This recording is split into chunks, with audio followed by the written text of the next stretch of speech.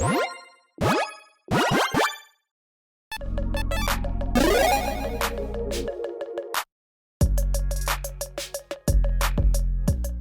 everyone, Mitch coming in for the Commander's Core Studio. Welcome to the show. So, you've heard, I guess if you've seen my Golden Pig episode, if you haven't, go watch it. But not until after you see this one. But if you've seen it so far, you've heard what my opinion is on my favorite commanders from the set. But now I get to see what the community's opinion is in a way, because, well, we already have some early data on what the most popular commanders from this set are so far. And my goodness, some of the numbers are shocking on how many decks have already been built around these. So with that said, let's jump into the top 10 commanders right now for Modern Horizons 3. One of the ones that are exploding right now with the number of decks that are being built around them. And also at the end of the episode, because I decided to just add a little bit of spice to it, there's going to be a little extra at the end. So stay tuned. So first off, at number 10 with 170 decks to its name, which is already a good amount. Again, the set isn't even out yet, and 170 decks built around it is pretty good. Sorin of House Markov, a 1/4 human noble with lifelink and extort for a single, I guess that's an Orzhov mana. There you go. 1 and a black. At the beginning of your post-combat main phase, if you gain 3 more life this turn, exile Sorin, flip it over, and that's, of course, incredibly easy to do, because you just need to extort once with any spell, essentially, and you'll get that. Flips over into Sorin the Planeswalker, 3 starting loyalty, extort as well, +2 create a food token. Let's skip the -1 because that's what we're going to focus on. -6 gain control of target creature. Comes a vampire, lifelink counter, whatever. The most important thing here is -1. It deals damage to the amount of life you gain this turn to any target. So, gain a ton of life. Like, I don't know, 40 life or so. Flip your commander and then one-shot someone. Good job. Yeah, I mean, like Beacon of Immortality. Ways to double up your life total. Ways to swap life totals can do that. This is a commander that can definitely have a massive impact. Not surprising to see it. I guess I should say, like, there are other commanders that I thought would be ahead of it, but it is one of the ones that could definitely be impactful. We shall see if any of the other Flipwalkers make it on the list. But again, Sorin, congratulations on your 10th place finish so far. Moving on to number 9, Imskir Iron Eater. This is a really cool design. A 5/5 demon for 8 mana, but you're never going to pay it in Rakdos. Affinity for artifacts. That's why you're never going to pay it. You're going to pay 2 pretty much probably every single time, including with commander text. It'll take that down too. When it enters the battlefield, you draw X cards and lose X life, where X is half the number of artifacts you control rounded down. So a little bit of downside, but mostly upside, really, because 1 life for 1 card is a deal I'll do any day of the week in Commander. So you can draw an absurd amount of cards with this. Also, you can do that Bosch thing, sacrifice an artifact, deals damage to the sacrifice artifacts, made a value to any target for 3 and a red to do so. So, yeah, I mean, you can just build around this one to just get a ton of artifacts in play, draw a ton of cards, get it back into play, draw a ton of cards, get it back into play, draw a ton of cards, maybe life swap someone, sure. Or also give this lifelink and chuck some giant artifacts at people. It's a cool design. Rakdos artifacts, who knew? Good enough for 9th place with 176 decks to its name.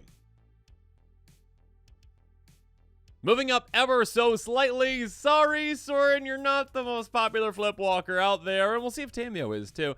8th place, 181 decks to its name. Tamiyo, Inquisitive Student, a 0/3 Movefolk Wizard for flying. For a blue with flying. When it attacks you, investigate, which means you make a clue token, of course. When you draw your 3rd card in a turn, you exile, then flip it over into Tamiyo, Seasoned Scholar. 2 starting loyalty, +2 until your next turn. Whenever a creature attacks you or planeswalker you control, gets -1/-0 until turn. -3, bring back an sorcery card from your graveyard, draw if it's green. -7, though, draw half your library and you have a maximum hand size. Yeah, that's what players like. Did you know players like to draw a lot of cards? Here's a commander that can just draw you your whole deck. Not your whole deck. Half your deck. I mean, if you have a Flot Reflection, it could be your whole deck. But an absurd amount of cards. So many that your opponent's heads will spin when they're like, okay, I cast a spell, and you're like, wait, see if I have a response. And you're looking through like 45 cards at a time. Quite crazy. Quite interesting to see this one up there. Yeah, Simic is definitely a color combination that many players out there like. Let's see if this one sticks up, throughout all of this, season, essentially with decks building around it. 8th place right now, though, with 181 decks to its name. But Tamiyo is not the #1 Flipwalker, and, okay, a Johnny had a little bit of a head start, okay? They're a little cheaty with a Johnny, I would say. I think EDH Rec actually kind of holds off on, like, gathering data, I believe. Let me look how I'm wrong on this. it seems like until like spoilers like actually officially come out sometimes, but like other times when one comes super early like a Johnny did, I don't know if they're gathering that data still or not. Maybe they are. A Johnny, Nikala Pariah, a 1/2 cat warrior for 2 mana in white, though it is a Boros commander, enters the battlefield, create a cat. Cool. Whenever a Johnny sees a cat you control die, it gets mad. And a Johnny's like, I'm going to flip over and become an Avenger. 3 starting loyalty. A Johnny. +2, you get a counter on all your cats. 0, you make a cat, and also, sure, deal damage or whatever. -4, make players sacrifice things, because a Johnny is mad. So yeah, this is cat tribal with some, damage synergies. I guess I should read that one. When you do, if you control a red permanent other than a Johnny, it deals damage to equal number of creatures you control on any target. So that can be also, again, like a go-wide strategy. Dish out a ton of damage. Kind of like Sorin, but like less easy to get to that point where you're just like one shot. This can still be very, very good, obviously, with a go-wide strategy, cat synergies, and forcing players to sacrifice things is great. They sacrifice a lot of things. Not lands, though, unlike, original Johnny, who got mad. Anyways, good enough for 7th place, 199 decks to its name. Though, again, I will say a Johnny, a little leg up on the other Flipwalkers being spoiled super, super early. Number 6, a super cool design with Shill Gengar. I'm going to keep making this joke. Evolves from Shill Haunter. Sire of Famine, a 6/6 Elder Demon flying for 5 mana. But that's not all. Sacrifice another creature to make a blood token. If it was an angel, equal to the toughness, actually, is the number of blood tokens you're making. Pay 3 Orzhov, sacrifice 6 blood tokens, bring back every single one of your creatures out of your graveyard, but they get finality counters on them. So, I mean, a slight downside to that, but hey, 3 mana and 6 blood tokens to mass reanimate your entire graveyard. There's some crazy things you can do with that. Of course, this commander could go like, you could go Angel Tribal if you want, or just like other types of effects where you get like, you could Mass Squid Nexus, and get like all your creatures are just angels too. But also, it doesn't really take that much to make 6 blood tokens. You can just, like, get a bunch of creature fodder out, sacrifice the creature fodder, and then all of a sudden you have 6 blood tokens. Fill your graveyard with things like Morality Shift or, like, milling effects, essentially. Morality Shift is the one where you switch your graveyard with your library, and then all of a sudden your graveyard is your library. Your library is your graveyard. And then you're like, oh, yeah, I'm going to bring everything back. And, of course, this is kind of like with Grist as well in the set. You can just, like, kind of win if you reanimate your entire graveyard and have, like, a combo in there. Or if you have, again, like, Gary, Great Merchant Vastfell, and you have enough devotion to take everyone out too. Because again, keep in mind, Gary's awesome and amazing. But yes, 6th place, 257 decks to its name, a good jump right there. But of course, not quite to the top yet. Next up at 5th place, 276 decks to its name, Harrigas Erupting Nullkite, a 6/6 Eldrazi Dragon with Emerge for 8 mana. Just for the emerge cost, I guess, but it's 9 mana in total. When you cast a spell, you may exile your hand. If you do, draw 3 cards. Flying, each creature spell you cast has emerge. The emerge cost yields its power. This, to my knowledge, is the very first, like, emerge-specific commander. Sure, other commanders could be built to emerge, but this one actually has emerge and gives emerge. So, yeah, being, like, the first to something for a commander typically means that one's going to be decently popular because it's, like, some players out there have been waiting for an Emerge commander forever and finally have gotten one. They're like, yes, this is it. Or other ones who weren't even interested in Emerge, like, wow, I forgot that was a thing. That's pretty interesting. I'll build around that. There's some crazy cool things you can do this one, like chaining one creature to the next, to the next, to the next, to the next, and getting, value out of sacrificing them, getting value out of ETBs. It's a really cool commander. Not going to spoil and say it was in my, Golden Pig Awards. It might have been, who knows? Anyways, go watch that if you haven't yet. $22.44 for this gem right here. 2,776 decks to its name. I just said that completely wrong. 276 decks. 2,700 would be a lot more than that. 276 decks to its name. Still incredibly impressive. Moving on with 420 decks to its name. At 4th place, Arna Kennerud. I'm going to go with that. I never know how to pronounce that, but let me know in the comments below if I'm wrong. Sky Captain, a 4/4 Humanite with flying and lifelink. Ward, discard a card, 5 mana, and Esper. Whenever a modified creature control attacks, double the number of each kind of counter on it. Then for each non-token permanent attached to it, create tokens, copy that permanent attached to that creature. This is a really cool design. The most powerful version of this is kind of just probably treating this like a Colonian Hydra, though. It's like, okay, I get a +1 counter on each of my creatures. I swing, that doubles. Next turn I swing again, that doubles. Next turn I swing again, it doubles. Obviously getting more and more counters on your creatures with things like Feldar, whatever that one is. The one that, you get cats or counters on them in Vigilance, that thing. Feldar Retreat, I think. Anyways, being able to get counters on your creatures is pretty easy getting them all of them, and all of a sudden you just double that every single time. I also like that this gives you the option to go with other builds, though, with, like, okay, weird equipment things and weird aura things. Auras specifically is how I would go, like constellations, copying up auras that have good ETBs, that kind of thing, too. You can go in any of these directions. So, yeah, a commander that gives you a lot of directions that is very powerful can definitely be toward the top of the list in any set, essentially. So, yeah, 4th place, not surprised here, 421 decks to its name. But now, 3rd place, another massive jump, 585 decks to its name. Kudo, King Among Bears. This commander is all about the bears. They did all the bear things with it. It's a 2/2 for 2. Bear. That is what it is. It's also a creature type sub bear. So there you go. I mean, if that was it, if it was a 2/2 for 2, this would just be a regular bear. But it's not a regular bear because it makes all the bears into bears. Non-bears into bears. Everything is bear. Other creatures have base power, toughness 2/2, and are bears that show their types. I almost misread this like I did the first time I saw this card. Whereas, like, other creatures you control. Okay, cool. Yeah, all right. I'll just make a bunch of 1/1s, and then they're 2/2s, and that's great. Cool. All right, awesome. Maybe some bear tribal stuff, too. Oh, wait. Other creatures. Does not say you control. Means that all my opponent's creatures are also 2/2 bears. Everything's a bear.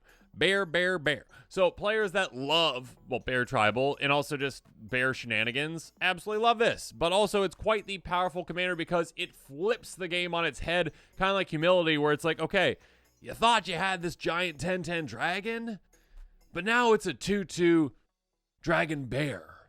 So, yeah. By the way, I also have a bunch of anthems in play. +1 counter synergies, probably 2. And my creatures are like 3 times to 4 times bigger than yours now. And there's really nothing you can do about it. Oh, by the way, I'm going to be a little mean and play Elish Norn, the original. So all my creatures get +2/+2, and all your creatures are gone.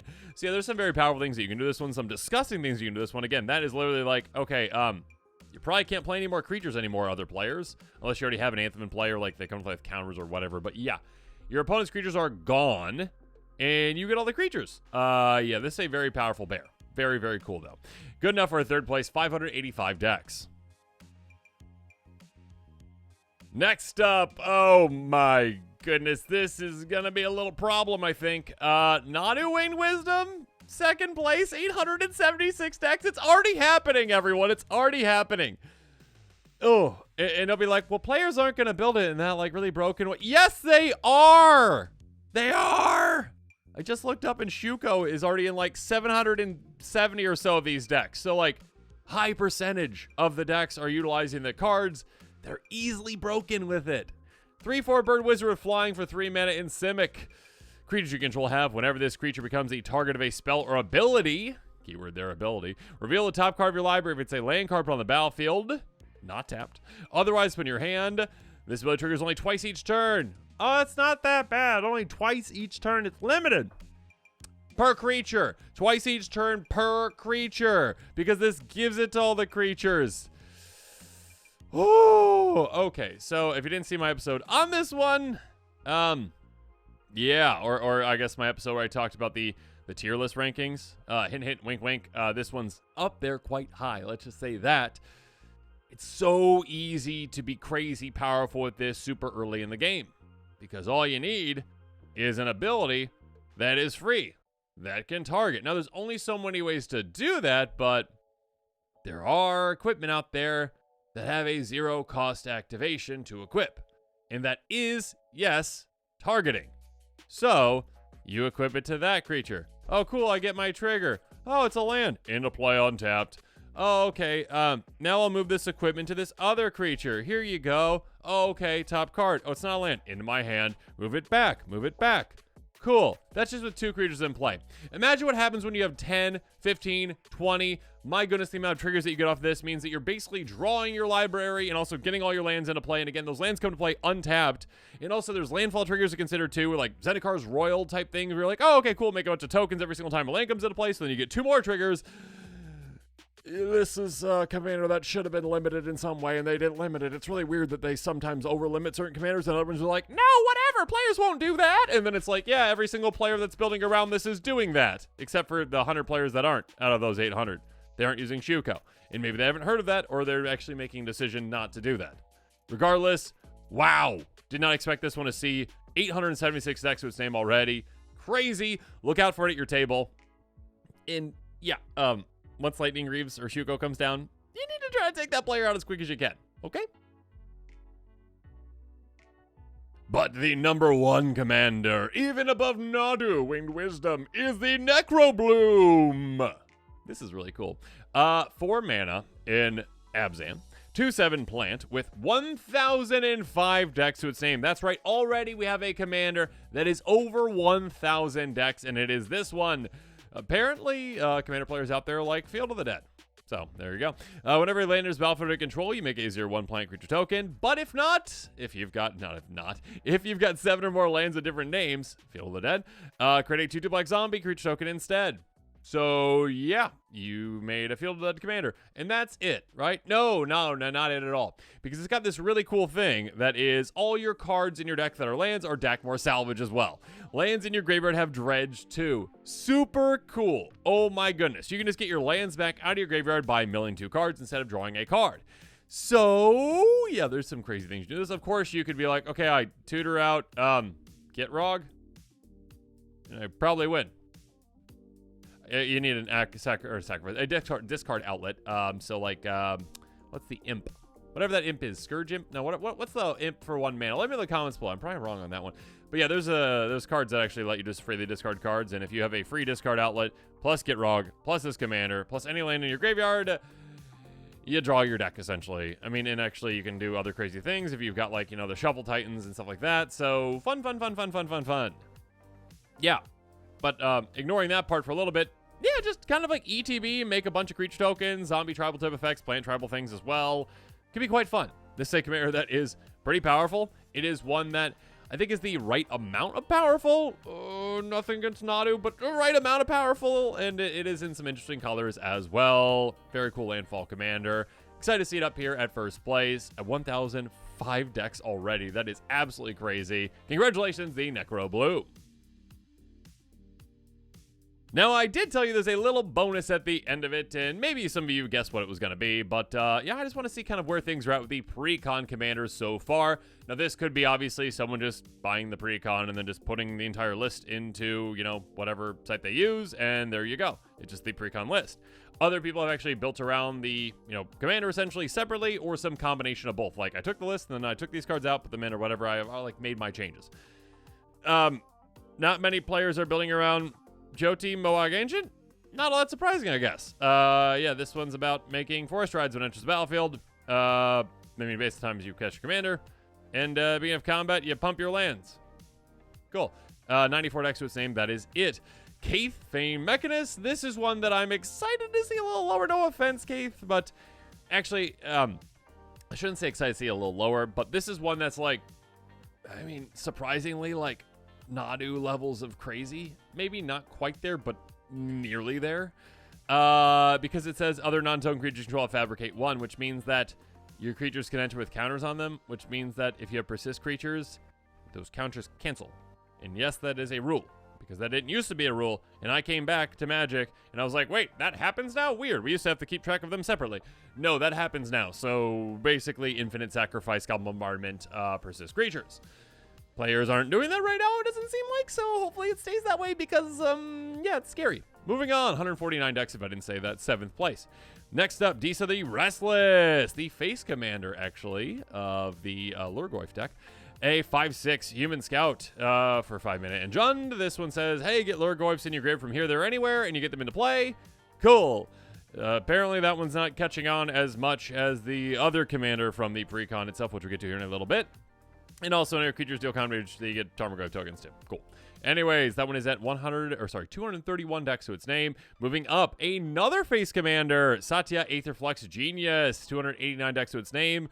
So this is pretty interesting, actually. In the bottom 4, we have Kaith and Satya, which are both from the same precon, meaning that it is most likely the least popular of the precons out there because neither are releasing a lot of build around them compared to other commanders. And these numbers can definitely be inflated, I would say, compared to like the ones from the main set because, well, these have, well, been spoiled for longer than some of the other ones. And also, again, some players just like take the precon list and just put it in there and then put like small adjustments too. So like, it's kind of like pre-built decks there. So it's like the numbers tend to be higher with precons sometimes, okay? I just want to say that. Okay, this one deals with energy, making token copies. Cool, but apparently players are like, nah, not as cool as the other ones. Next up, Omo, Queen of Asuva, the other face commander from the Simic deck. So it's interesting to see, again, in the bottom 5 out of these, and there's only 8 in total, we are seeing, again, the 2 energy deck ones are already done. Now the 2 Simic 1 decks are already done. So it's interesting to see that we still haven't even talked about one of the precons yet. We'll see where that one comes up. But yeah, this one's about making your creatures into all creature types. This one's about making all of your lands into all land types, essentially. You can do some interesting with it, but yeah, apparently 333 decks to its name, 330 decks to its name. Good enough for 4th place, but not good enough for the top 3. What is the top 3, though? I'm excited to see this, though, is Korm the Undertaker. One of my favorite decks that I love playing, that I did not realize I love it so much, is my Mr. Orfeo deck, which is like Power Matters synergies. This is cool. This is a really cool commander. This one basically says, hey, what's the biggest creature in the graveyard power-wise? And like, oh, it's this. It's got 12 power. Cool. All right, this has 12 power now. Great. Or maybe it has 30 power. Whatever the creature is, has a ton of power. And also you get to play things from people's graveyards. I mean, yeah, that's nice.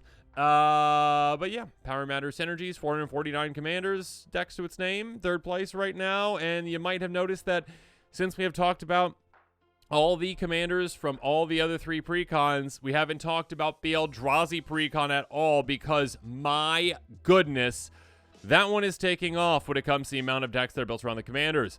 Aslask, the number 2 commander from that precon, is at 525 decks to its name already.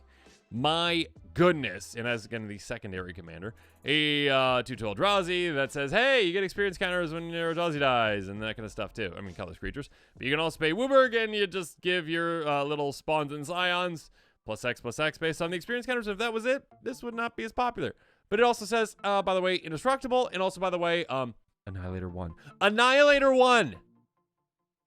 Okay, this is one of those you just swing and the player loses because you swung at them. It doesn't matter if you hit them. They just lose all the things.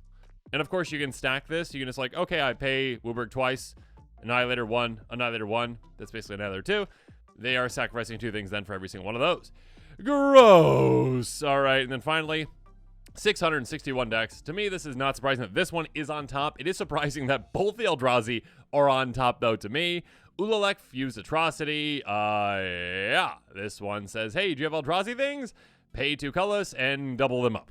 Double up the spells, double the triggered abilities. Do crazy Eldrazi things. Yeah. When you have 5 color Eldrazi finally becoming a thing. Yes, Morophon, I know you exist. Okay? Okay, Morophon, I know. 5 color Eldrazi has already been a thing, sure, but now we have Eldrazi that are dedicated to it, so it's going to be popular. 661 decks to its name. The number 1, not surprised to see it there, but again, I was surprised to see the top 2 Eldrazi in the top 2 spots. And then, I mean, I guess I wasn't that surprised to see all the creative ones at the bottom, in the bottom 4, and then the Simic 1, 2 also there. So, yeah, it's pretty interesting to see this. Yeah. Anyways, let me know what your thoughts are on all this in the comments below. Which commanders do you think are going to end up on top at the end of the day? If you look out like a year from now, you're like, what is the most popular one from these? Do you think there's any way that any of the precons would shift over? I don't think anything's going to topple the Eldrazi ones. And actually, I think Aslask might actually overtake Ulalek at some point. But I could be wrong on that. Maybe I'm wrong on that. Maybe the players don't want to just play a bunch of changelings or type effects like Masquerade Nexus, Mirror Entity, and then a bunch of spawns and scions, and then just a bunch of mana, and then giving them all Annihilator 6, essentially. 6 times. Anyways. Craziness. Let me know in the comments what your thoughts are on all this. And of course, as always, thanks again, and have a good one. This show and episodes like this one are possible thanks to viewers like you. If you're looking for an easy way to help support this show, make sure that you like, share, and subscribe. Also, hit that bell notification icon so you don't miss any new episodes. You can also go check out our playmats and other merchandise at thecommandersquarters.com. We also have a ton of brand new t-shirt designs in stock, so make sure you check out those as well. Another easy way to support this show is with our TCG player affiliate links. So whether you're buying a deck or individual cards, you can use this general link right here or one in the description. And the final way that you can support this show is by supporting us directly by becoming a patron. There are many benefits to being a patron, and I truly couldn't do this without all of their support.